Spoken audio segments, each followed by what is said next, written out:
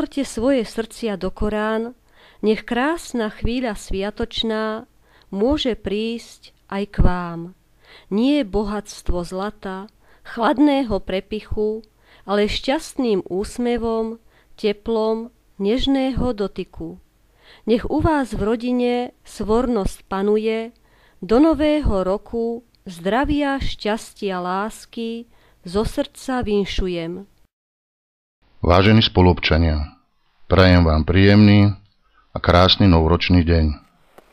Pred niekoľkými hodinami sme si v našich rodinách perlivým šampanským pripili na privítanie nového roku a súčasne sa rozlúčili so starým. Znova sme prekročili prah jedného roka a zišli sme sa s rodinami, známymi, s priateľmi. Podali si ruky a zaželali novoročné vinše. Rok 2011, ktorý sme spolu prežili, v každodenných radostiach i starostiach, zostane už len v našich spomienkách a v našich činoch. Určite sa ho každý z nás snažil naplniť tak, ako najlepšie vedel, či už v oblasti pracovnej, rodinnej alebo osobnej. Stalo sa tradíciou, že na začiatku niečoho nového si navzájom želáme šťastie. Šťastie je zvyk, tolerancia, dobrá myseľ, veselosť, spokojnosť. A predsa najšťastnejší je ten, kto dáva zo seba vždy to najlepšie. Prijali sme si zdravie, pretože je potrebné k tomu, aby sme na našej ceste, na ktorej hľadáme pokoj, mier a slobodu, mohli bez prekážok kráčať vpred. Úspechy.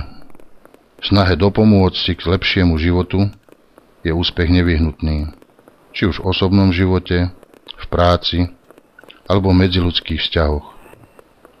A v neposlednom rade sme si v čase po uplynutí tých najkrajších sviatkov roka zaželali lásku. Lásku dvoch ľudí, lásku a úctu človeka človeku.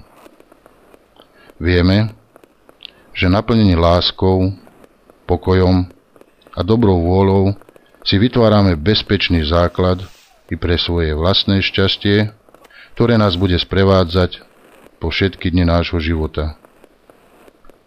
Takisto sme si prijali ešte jedno prianie.